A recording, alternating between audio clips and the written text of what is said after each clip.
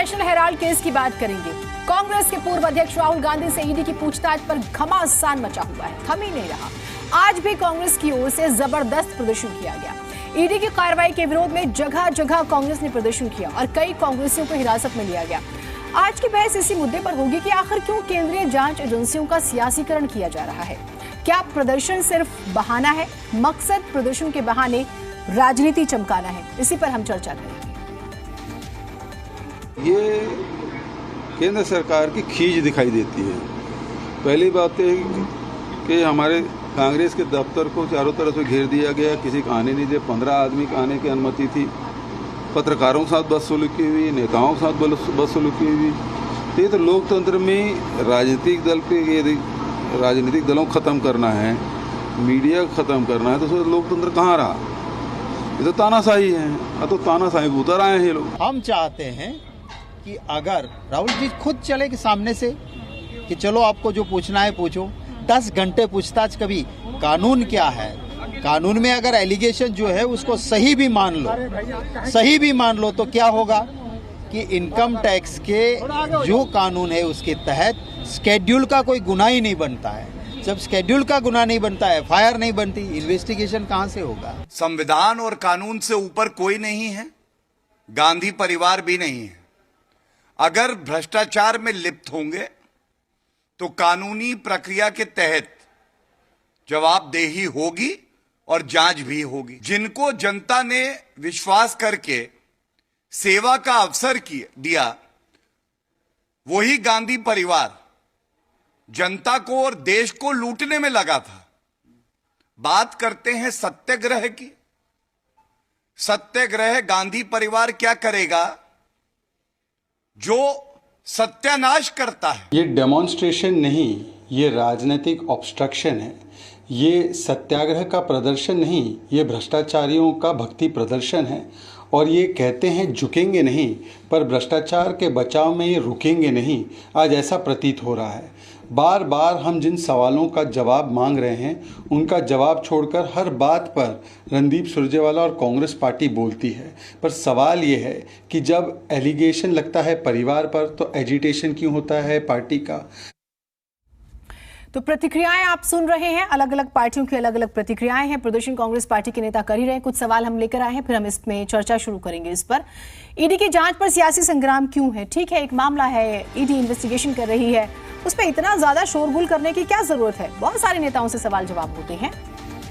क्या जांच एजेंसियों पर दबाव की कोशिश हो रही है? ये एक सवाल जो बार बार विपक्ष आरोप लगाता है कि दरअसल एजेंसीज का दुरुपयोग किया जा रहा है। और विशेष तौर पर अब यहाँ पर जो है रणदीप सुरजेवाला का आपको आज का स्टेटमेंट याद होगा, ना डरेंगे, ना झुकेंगे, ना दबेंगे, देश के लिए लड़ते रहेंगे। और उन्होंने चीन से लेके गरीबी, बेरोजगारी, किसान और नौकरी, सारे मुद्दे गिना दिए और कहा कि दरअसल राहुल गांधी इन मुद्दों को उठाते हैं, इस वजह से उनके साथ इस तरह का व्यवहार किया जा रहा है। और वो ये भी कहते हैं कि दरअसल राहुल गांधी के खिलाफ तो कोई प्राथमिकी दर्ज ही नहीं है। सवाल एक और है, क्या केंद्रीय जांच एजेंसियों का सियासीकरण किया जा रहा है? खामखा बीच में उन्हें लाया जा रहा है, फिर सवाल जवाब किए जा रहे हैं। और क्या इस तरह से जब जांच एजेंसियां, कल आपने स्मृति ईरानी का स्टेटमेंट सुना होगा, वो कहते हैं कि दबाव की कोशिश हो रही है। तो कई पहलू हैं जिसे हम समझने की, जानने की कोशिश करेंगे अपने मेहमानों से। मेहमान जो है हमारे साथ जुड़ गए हैं, परिचय आपका करा देते हैं। खेमचंद शर्मा जी, प्रवक्ता बीजेपी हमारे साथ हैं। परवेज आलम, प्रवक्ता कांग्रेस पार्टी से हमारे साथ हैं। प्रियंका कक्कड़, प्रवक्ता आम आदमी पार्टी। डॉक्टर धनोज कुमार जो है वरिष्ठ पत्रकार हमारे साथ हैं। वेद Bhushan ji, retired ACP Delhi police हमारे साथ हैं। आप सभी का बहुत स्वागत है। वेद भूषण जी, मैं आपसे इसकी शुरुआत करती हूँ। कुछ टेक्निकल पहलू हैं जो समझने हैं। अब कांग्रेस के कुछ लीडर्स कहते हैं कि दरअसल ये मनी लॉन्ड्रिंग का मामला ही नहीं है। आपने भी इस पूरे मामले को पढ़ा होगा, इन्वेस्टिगेट किया होगा। ये जो प्रेशर बनाया जा रहा है, क्या इसकी जरूरत थी? जीनत जी, ये थोड़ा स्पेशल टाइप का क्राइम है। थोड़ा 2 मिनट आप देंगे तो शायद आपके व्यूअर्स को समझ में आएगा। हाँ। क्योंकि ये आम क्राइम नहीं है, ये ट्रेडिशनल क्राइम नहीं है। पहले एक एक्ट हुआ करता था, उसका नाम था फेरा।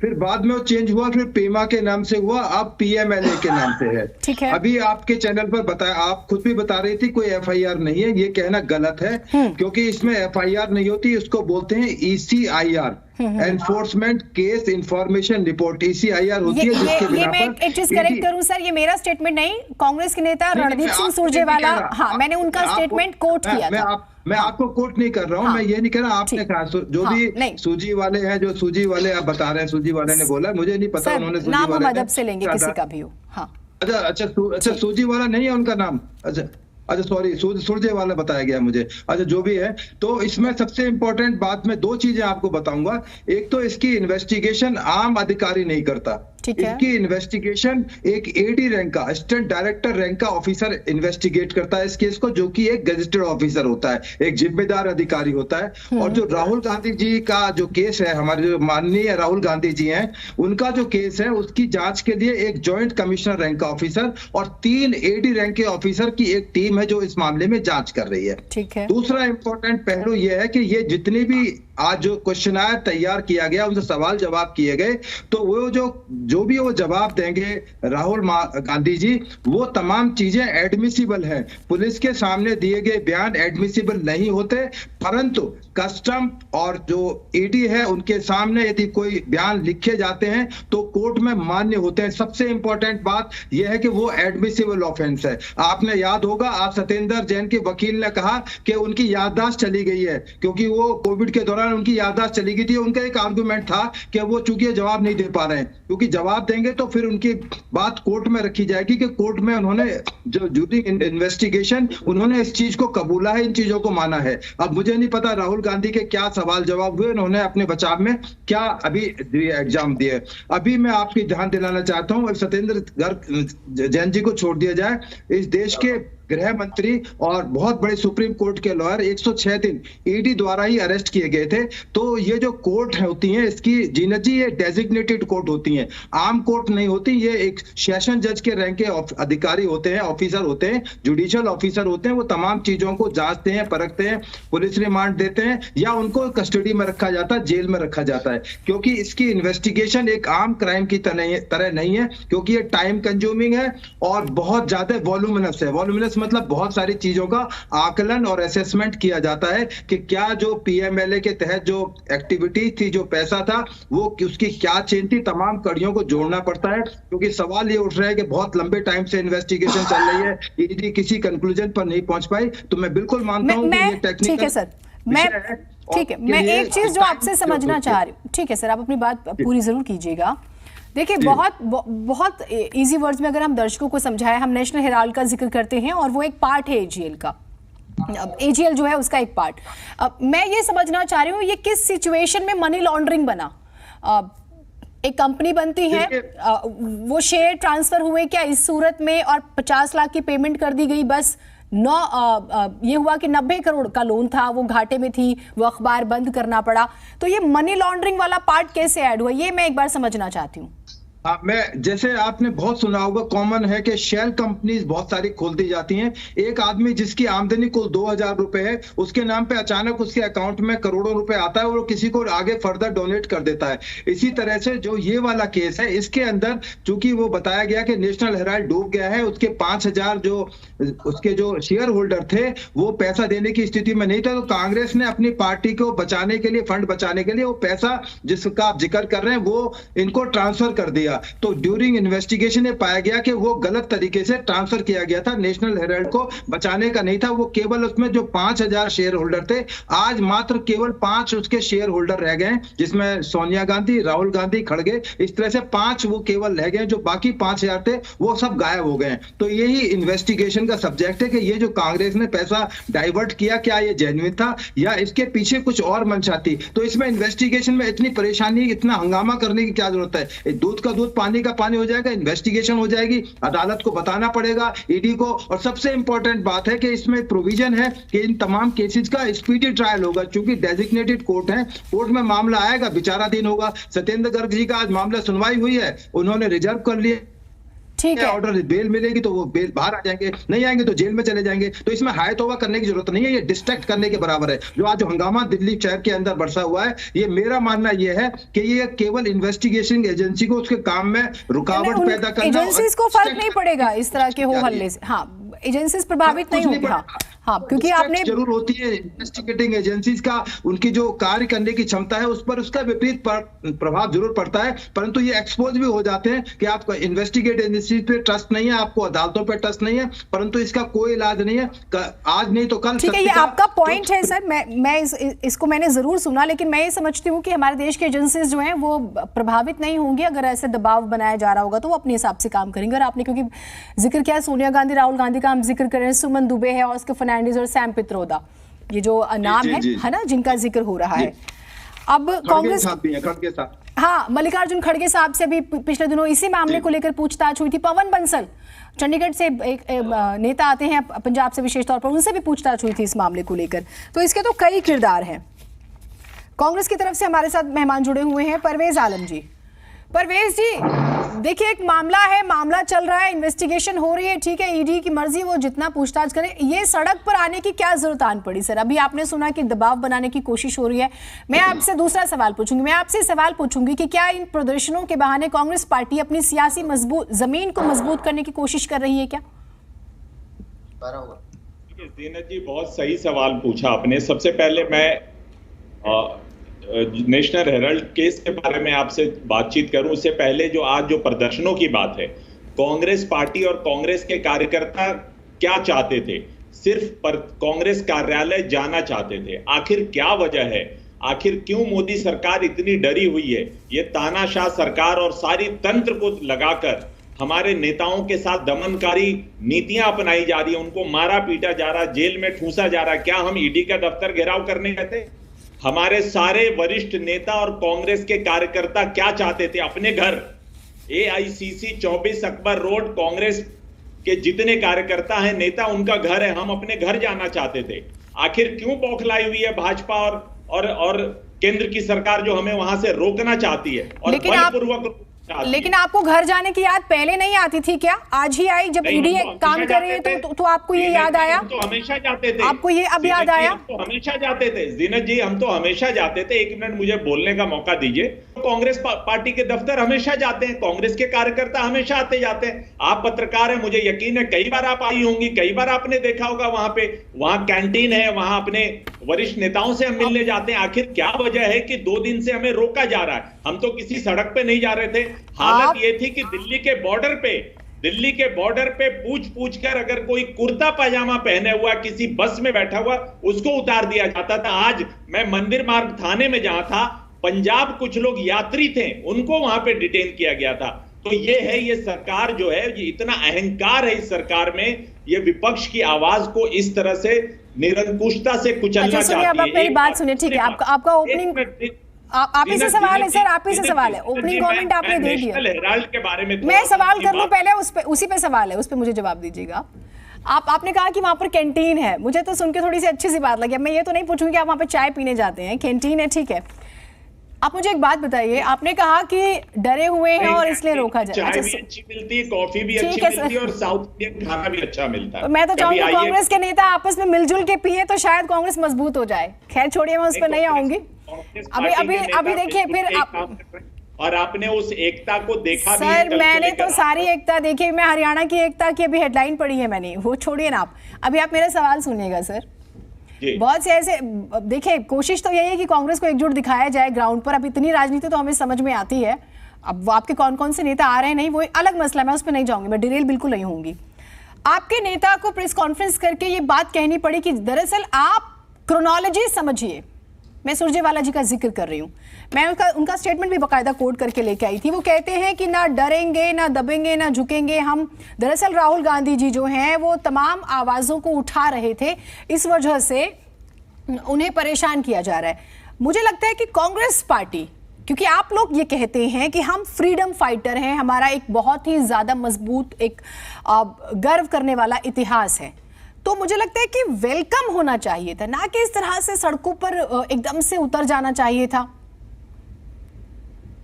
जीनत जी, नेशनल हेराल्ड जो है, जो AJL कंपनी है, ये इस देश की स्वाधीनता का प्रतीक है।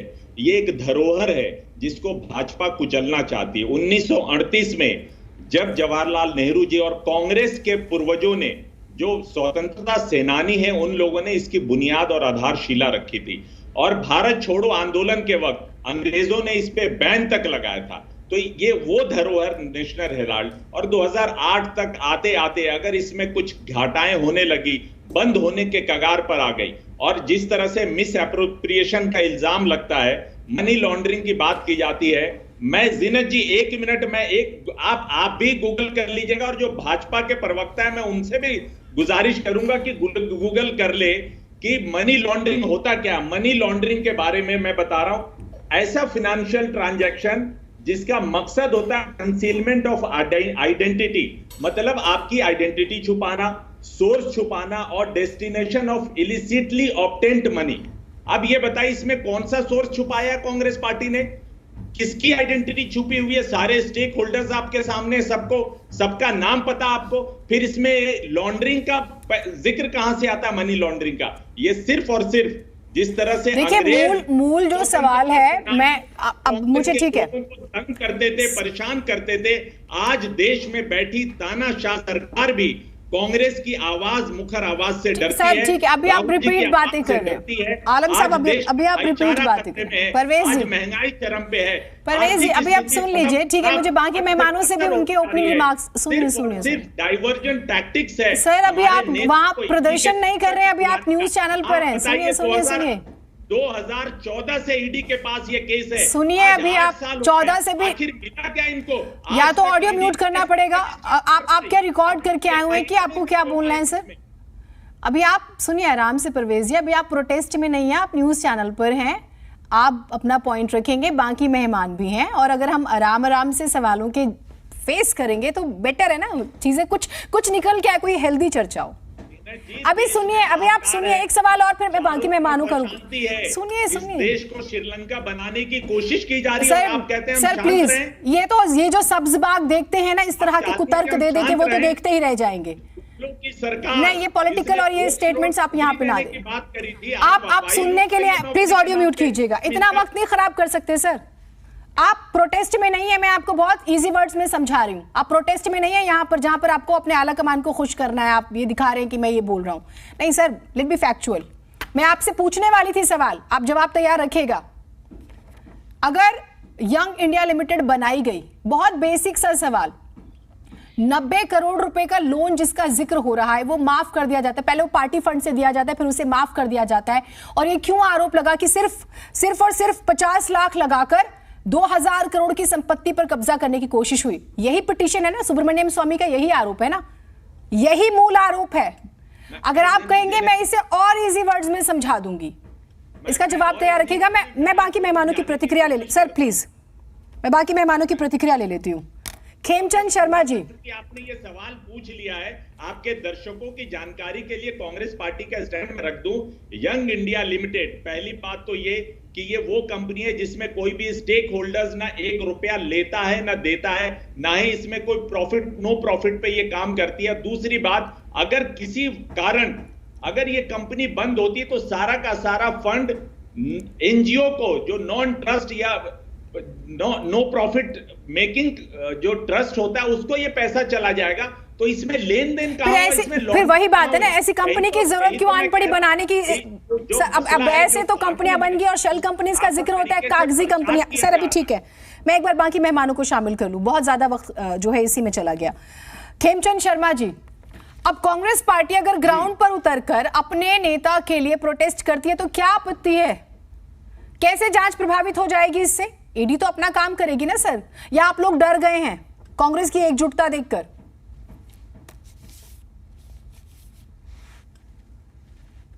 बोलिए खेमचंद जी।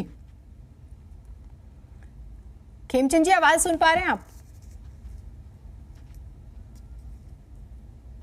Priyanka ji, I can hear you. हाँ, आवाज आ रही है मेरे को? हाँ, चलिए अपना पॉइंट रखिए सर। हाँ, आवाज आ रही है मेरे को? हाँ जी, आवाज आ रही है आपकी सर, बोलिए, अपना पॉइंट रखिए प्लीज। एक बार ठीक है, एक बार कनेक्शन चेक कीजिएगा। प्रियंका जी, आप जरूर मेरी आवाज सुन पा रही होंगी। प्रियंका जी, हाँ प्रियंका जी, देखिए आपके नेता भी अभी ईडी कस्टडी में है, 18 तारीख को फैसला होगा जमानत पर जो है। अभी राहुल गांधी, क्या आप भी यही मानती हैं कि ईडी का दुरुपयोग हो रहा है अभी भी? क्योंकि देखिए, जब आम आदमी पार्टी के नेता ईडी कस्टडी में थे, मंत्री, तो कांग्रेस पार्टी वेलकम करती हुई नजर आती है कि नहीं, ये जांच हो रही है, आम आदमी पार्टी इतना हो हल्ला क्यों करती है? आज जब कांग्रेस पार्टी यानी कि राहुल गांधी से सवाल जवाब होते हैं, तो क्या इस प्रोटेस्ट की, प्रदर्शन की जरूरत थी? बिल्कुल भी नहीं थी जीनत जी। मैं इसको दो पार्ट्स में आंसर करूंगी। प्लीज। पहला मैं फिर से इन्वेस्टिगेशन एजेंसीज के रोल पे आ जाऊंगी।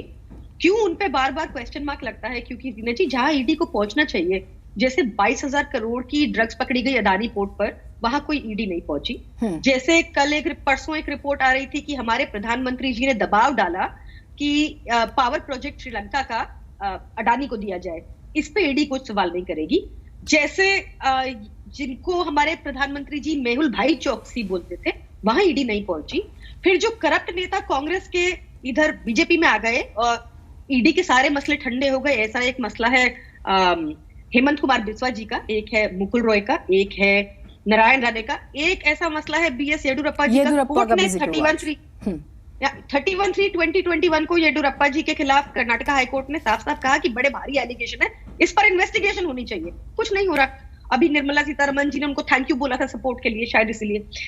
तो एक तो ईडी पे क्वेश्चन मार्क इसलिए आता है, उनका देखिए, उनका जो कन्विक्शन रेट है वो भी अंडर 0.5% है।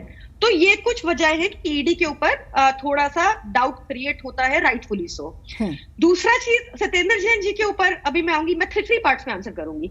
सत्येंद्र जैन जी के ऊपर जो बार बार एलिगेशन लग रहा है और जो प्रताड़ना उनको सहनी पड़ रही है, उसका आंसर बड़ा सिंपल सा है Jinnah ji. He is known as the man of ideas, like you also know. उन्होंने जब 3 फ्लाईओवर में 500 करोड़ की कीमत बचा ली, या फिर उन्होंने बस मार्शल अपॉइंट किए, या फिर पंजाब में 1000 रुपए विमेन के लिए उन्होंने निकाला, या फिर उन्होंने साइकिल ट्रैक्स करके दिल्ली की ब्यूटिफिकेशन कर दी, या फिर एक बेड की कॉस्ट जो कांग्रेस के टाइम में 1 करोड़ आती थी, उसकी कॉस्ट को 20 लाख से नीचे ले आए और शीला दीक्षित को कहना पड़ा काश हमारे पास ऐसा नेता हो। तो ये है।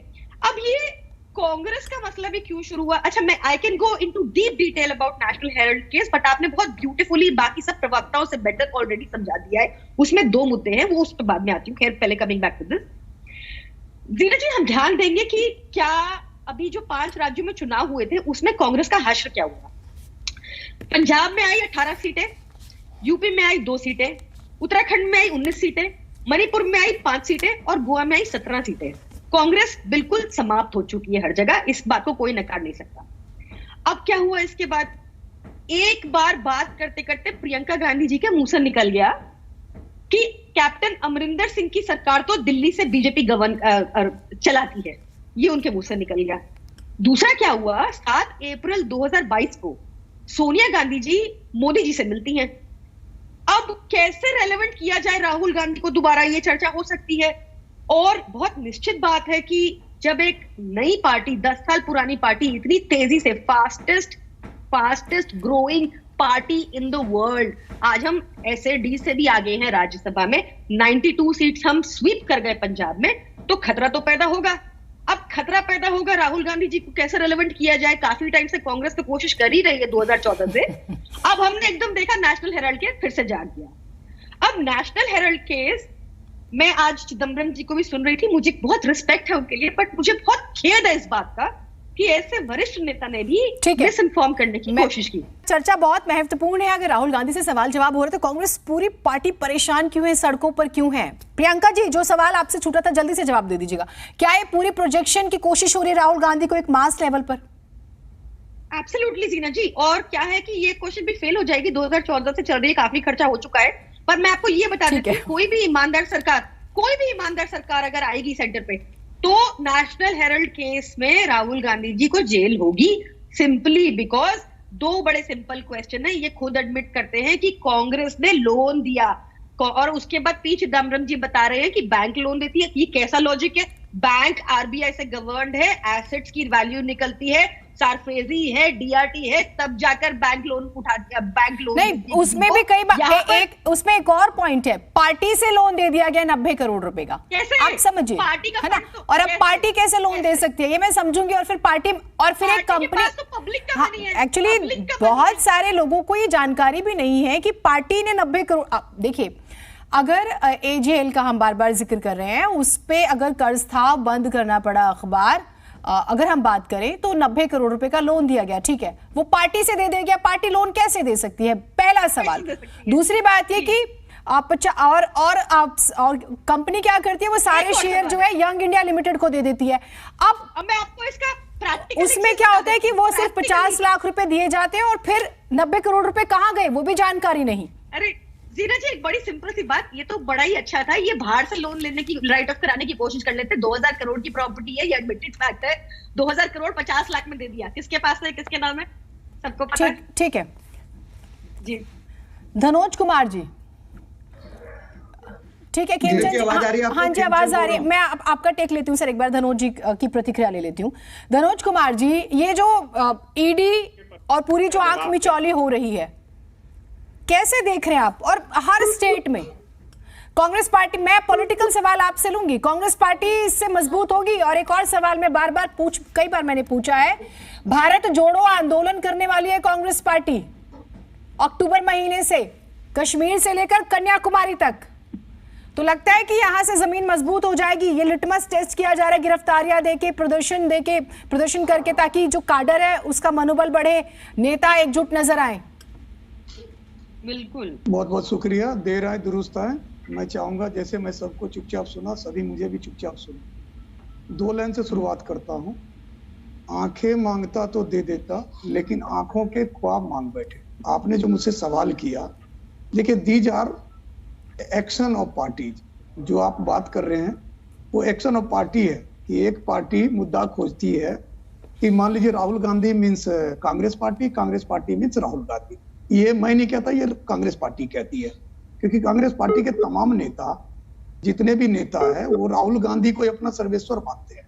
लेकिन आप जब बात पूछ रहे इन्फोर्समेंट डिपार्टमेंट है क्या और उसका एक्शन क्या है, जैसा कि अभी हमारे वेद व्यास जी बताए कि उनका बहुत बड़ा इतिहास रहा, पूर्व एसीपी है, कानून को बहुत करीब से जाना है। लेकिन मैं एक सीनियर जर्नलिस्ट हूँ, मैं आपको उस तरह से थोड़ा सा समझा देता हूँ कि पूछताछ करने के लिए समन जारी होता है, और समन जब जारी होता है तो उसमें आराम से पहुंच जाता है। जैसे कि एक बार मुख्यमंत्री नरेंद्र मोदी, जो अभी वर्तमान में प्रधानमंत्री है, वो गुजरात के मुख्यमंत्री थे, और जब कांग्रेस की गवर्नमेंट उनको समन, मतलब मैं डायरेक्ट नहीं कहना चाहता, उनको ईडी ने समन दिया तो आके अपनी बात को रखा, फिर उनको लगा कि सब कुछ ठीक है तो उसको क्लीन चिट दे दिया। उसी तरह राहुल गांधी को समन जारी किया तो राहुल गांधी भी चुपचाप चले जाते ईडी के पास और उनको बोलते भैया पूछो हमसे क्या पूछते हो। और यही भी होता है, क्योंकि अगर आप किसी की नकल कर भी नहीं सकते तो कम से कम उसके लिए एक आप उदाहरण तो पेश कर दीजिए।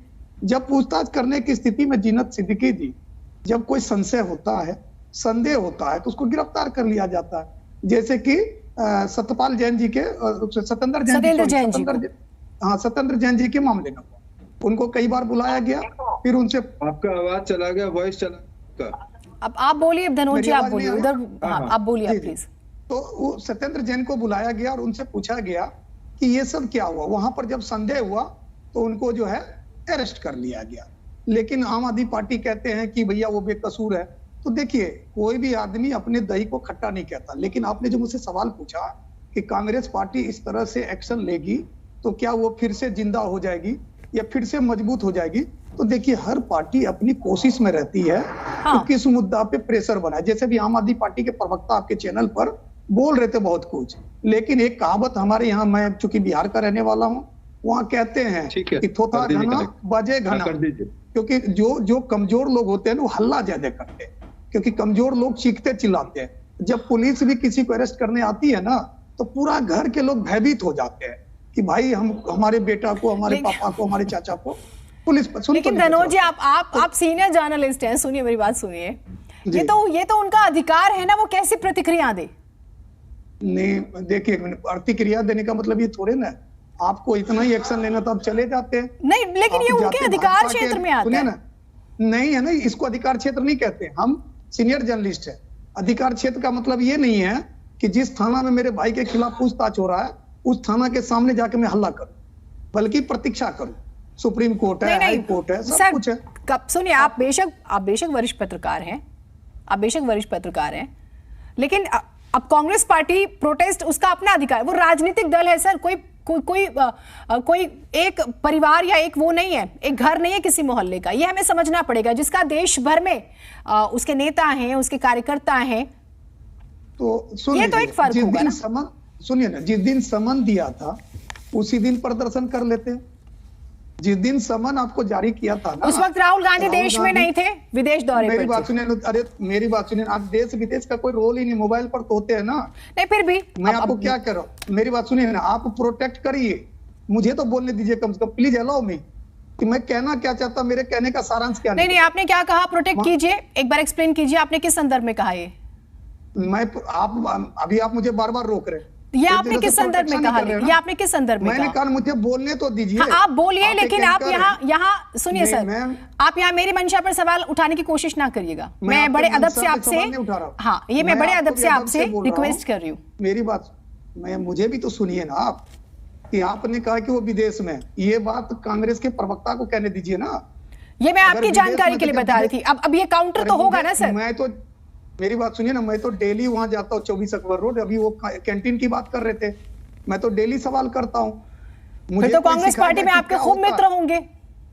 मेरे तो बहुत सारे अच्छे मित्र, सभी दल में मित्र का क्या मतलब होता है? मैं एक पत्रकार हूँ, मैं किसी से दोस्ती कर, मैं तो सवाल करने जाता हूँ।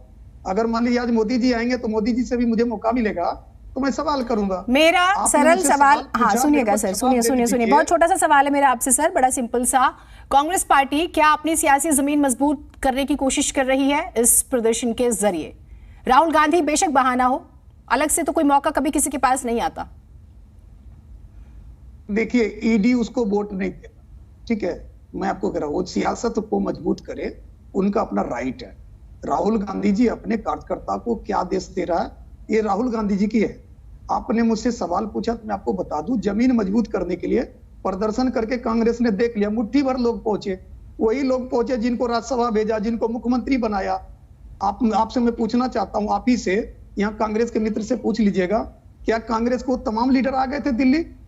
वही लोग पहुंचे जिनको राहुल गांधी, ये मैंने बहुत पहले, मैंने कार्यक्रम के शुरू में ये बात करी धनोज जी, ये कार्यक्रम के शुरू में आपने सुना भी होगा।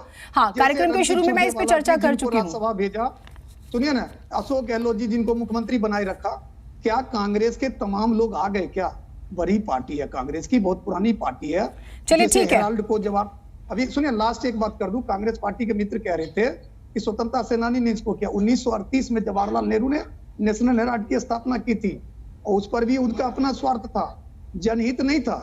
लेकिन आप कैसे प्राइवेट, देखिए पूरे प्रॉपर्टी को आप कैसे अपने अंदर कर सकते हैं? देश में कानून बना हुआ, जितना आप इनकम टैक्स भरेंगे ना उतने पैसा का। ये भी आधी अधूरी बात है सर। 1938 में जब इसकी स्थापना हुई थी, ये 56 के बाद आके कहा गया कि कांग्रेस का मुखपत्र बन गया। उस वक्त बहुत सारे स्वतंत्रता सेनानी थे।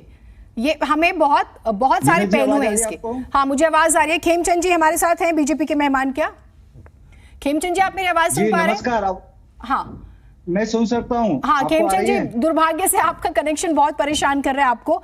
हाँ सर, अब देखिए, कांग्रेस पार्टी अगर प्रदर्शन करिए, रणदीप सुरजेवाला जी क्रोनोलॉजी समझा रहे हैं कि आप लोग दरअसल दबाव में, इस वजह से उनके बड़े नेता को परेशान कर रहे हैं और टाइमिंग पर सवाल उठा रहे हैं। वो कहते हैं कि महंगाई है, बेरोजगारी है, भ्रष्टाचार है, आप चीन का वो जिक्र करते हैं, वो अलग अलग देशों का जिक्र करते हैं, और आपके पास क्योंकि उसका जवाब नहीं है, इसलिए आपको लगा कि चलिए भाई राहुल गांधी इन मुद्दों पर सवाल पूछते हैं तो उन्हें ही परेशान किया जाए। रणदीप सुरजेवाला का आरोप है सर। देखिए, चोरी भी करते हैं, सीनाजोरी भी करते हैं। जिस तरीके आदरणीय मोदी जी ने जब वो सीएम थे और ईडी के सामने अपनी बात रखी, क्यों राहुल गांधी ने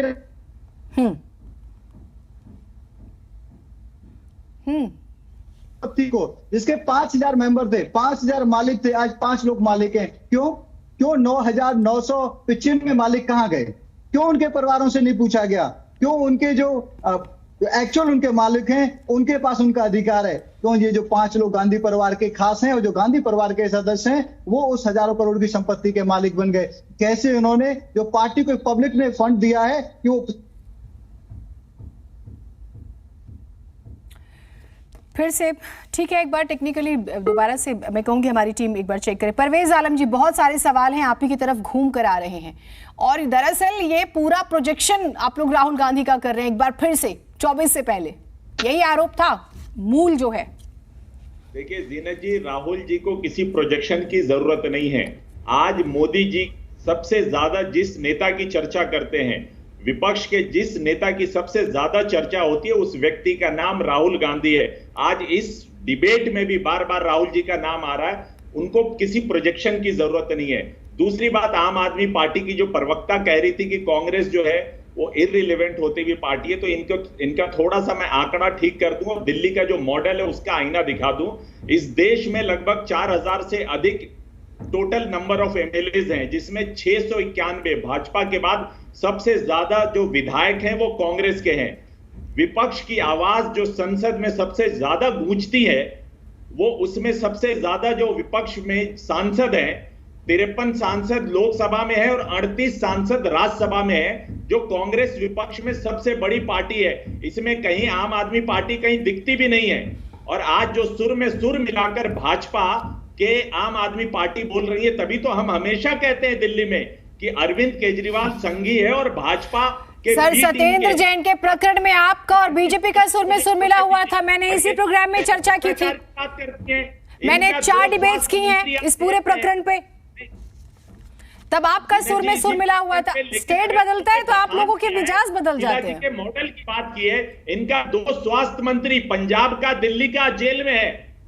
बहुत जल्द मनीष सिसोदिया शराब माफियाओं से गठजोड़ करने के लिए, भ्रष्टाचार करने के लिए, दिल्ली में जगह जगह शराब पहुंचाने के लिए बहुत जल्दी ये भी जेल में जाएंगे। और इन सब का मास्टरमाइंड अरविंद केजरीवाल बहुत जल्द जेल जाने वाले। मैं बता दूं, आज ये सब बौखलाएं इसलिए हैं कि आम आदमी पार्टी और अरविंद केजरीवाल का एटीएम सत्येंद्र जैन जेल में, इसलिए बौखलाए हुए हैं। ईडी के बारे में इनको बात करना चाहिए। और रही बात सर, आपको अपने नेता की चिंता है कि नहीं है? है मैं बता दूं, हम गोडसेवादी नहीं है, हम माफीवीर नहीं है जो जेल के डर की वजह से माफी मांगे थे अंग्रेजों से। आज माफी भी आप मुझे ये बताइए, सुनिए, आप मुझे ये बताइए, कांग्रेस डरने वाली नहीं है। सुनिए सर, सुनिए। हम तो और हमारे 2 की सरकार है जो पूरे देश को अरे सर, आप सुनते ही नहीं है। नेशनल को बचाने की कोई फॉर्मूला है क्या ये? सुनिए, अभी आप मेरी बात सुनिए। न ईमान बेचा न देश बेचा। ठीक है सर, सुन लीजिए। अभी सुन लीजिए। परवेज आलम जी, थोड़ा सुना कीजिए। एक अच्छा सुनिए, अभी सुनिए। एक अच्छा अरे भाई सुन लीजिए, परवेज आलम जी अच्छा श्रोता ही अच्छा वक्ता बनता है। सुनिए अभी मेरी बात, झेला है हमने। अरे सुनिए, अभी आप में संयम की भयंकर कमी है सर। सुनिए अभी मेरी बात, सुनिए। पुरखों ने झेला है। अरे सर, मैं आपको फिर याद दिलाती हूँ, आप प्रोटेस्ट में नहीं है अभी आप न्यूज चैनल पर हैं सर। अच्छा श्रोता जो होता है ना, वही अच्छा वक्ता बनता है। ध्यान से सुनिए मेरी बात, सुनिए प्लीज।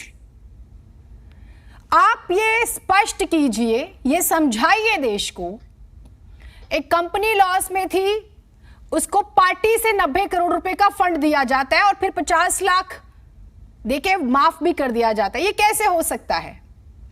मैं बताता हूं आपको। आर्य खेमचंद जी, जो बार बार कहा जाता है कि 90 करोड़ का ऋण दिया गया, इसको 2012 में इलेक्शन कमीशन ऑफ इंडिया ने क्लीन चिट दिया हुआ।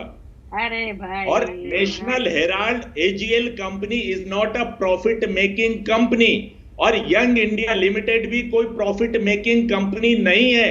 अगर पत्रकारों को तनख्वाह नहीं दी जा रही थी, पत्रकारों के बच्चों का फीस जमा नहीं हो रहा था, इसके वजह से कांग्रेस पार्टी ने एक पहल की और पहल करके 90 करोड़ का लोन दिया। इसमें कौन सा गुनाह किया? जो धरोहर थी हमारी कांग्रेस पार्टी की। और ये इमोशनल कार्ड नहीं सर, ये आप इमोशनल कार्ड खेल रहे हैं सर। मैं इतना सर इमोशनल कार्ड नहीं, स्वतंत्रता सेनानियों का जिक्र कर धरोहर का जिक्र कर, आप मेरे मूल सवाल पे नहीं आ रहे। खेमचंद जी, परिवार के लोग थे सर, कांग्रेस पार्टी की विरासत सर, उसका कितनी बार जिक्र करेंगे सर? कितना क्रेडिट लेंगे? देश ने कितनी बार कांग्रेस पार्टी को जिताया तो है, इस आधार पर जिताया है ना सर। हमने काम किया होगा। हाँ, तो फिर सर बार ये बातें नहीं हो सकती ना। मैं आपसे मूल सवाल पूछ रहा हूँ। नहीं ठीक है सर, मैं ऐसे वक्त नहीं खराब करूँ। खेमचंद जी, आपका बार कनेक्शन प्रॉब्लम हो रहा है सर, अपनी बात जल्दी से पूरी कर लीजिए। आप मुझे ये बताइए, ईडी इन्वेस्टिगेट करती है, अगर कांग्रेस पार्टी के कार्यकर्ता और नेता प्रदर्शन करते हैं तो दबाव कैसे आ जाएगा ईडी पर? और एक और सवाल, देर से जागे हैं क्या?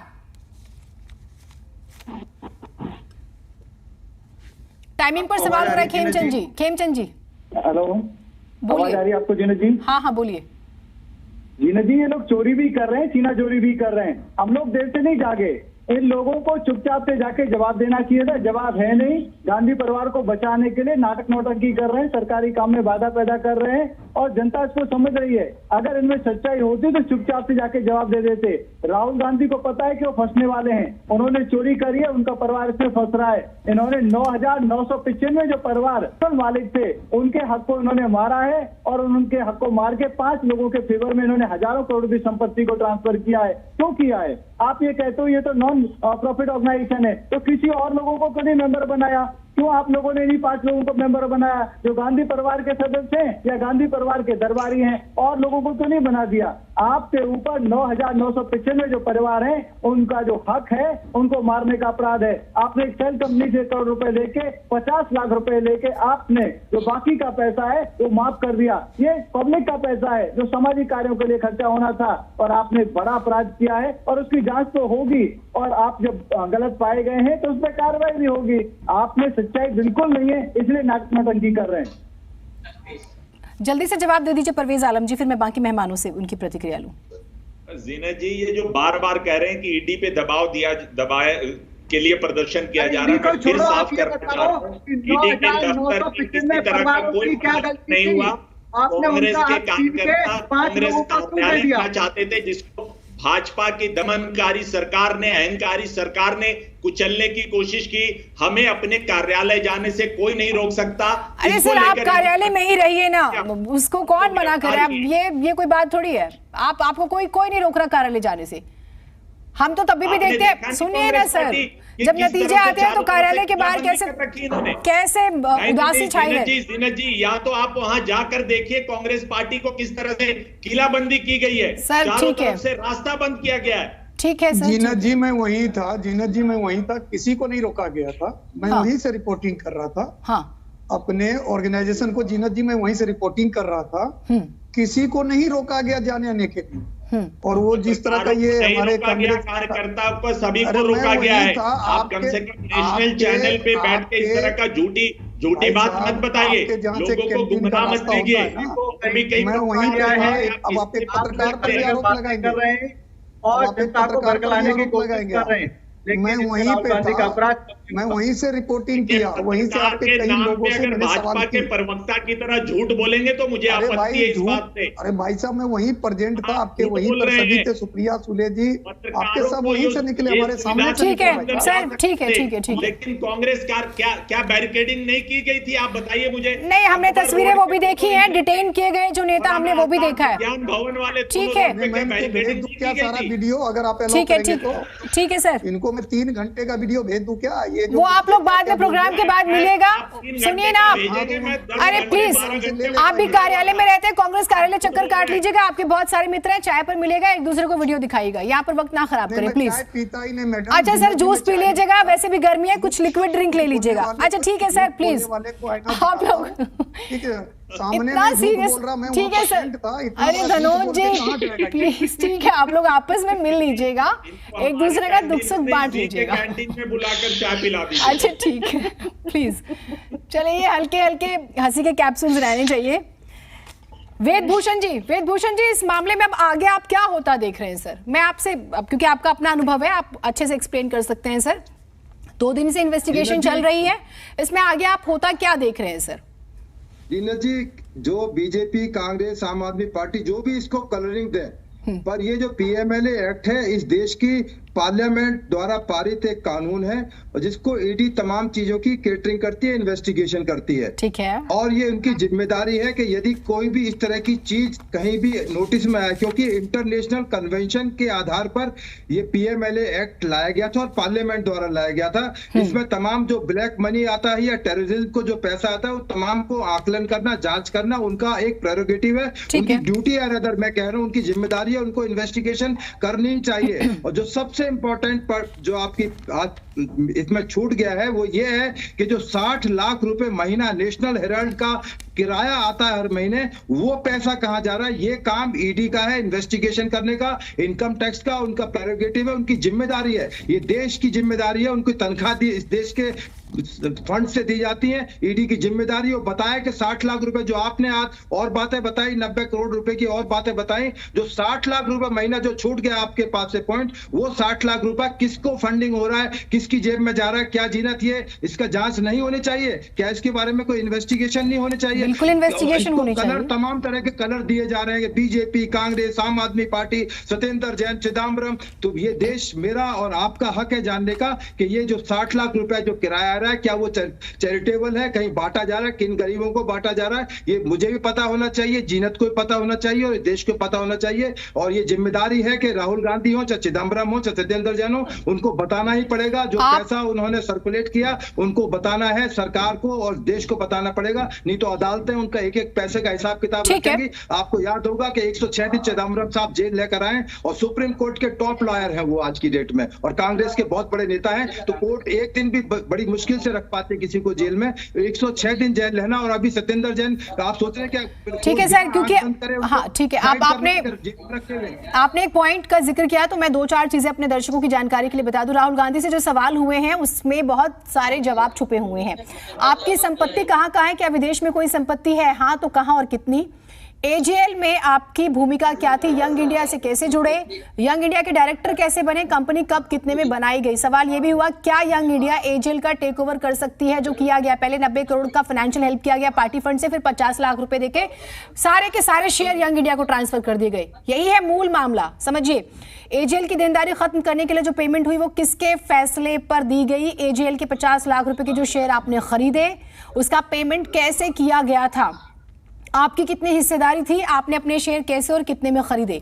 एजेएल की 90.9 करोड़ यानी कि समझिए देनदारी टेक ओवर के बाद माफ क्योंकि 90 करोड़ जिसका हम जिक्र कर रहे हैं वो देनदारी कैसे, क्योंकि 90 करोड़ से ज्यादा का लोन पार्टी फंड से दे दिया गया था, तो कैसे माफ कर दी गई। सवाल ये भी हुआ। और शेयर होल्डर्स की मीटिंग के मिनट्स, अगर मीटिंग नहीं बुलाई गई तो इसका कारण क्या था। टेक ओवर के लिए जो पुराने शेयर होल्डर्स थे और एजेएल को कांग्रेस पार्टी ने लोन क्यों दिया जिसका हम जिक्र कर रहे हैं, जबकि वो एक डूबता जहाज था। नेशनल हेराल्ड को पुनर्जीवित करने के पीछे क्या मकसद था। ये कुछ सवाल थे जिसको रखना जरूरी था। प्रियंका जी, प्रियंका जी, अब मेरा एक मूल सवाल आपसे ये है, आपने कहा कि भाई दरअसल दोबारा से प्रोजेक्शन होने वाला है मास लेवल पर राहुल गांधी का, इसलिए इतना ज्यादा हो हल्ला हो रहा है।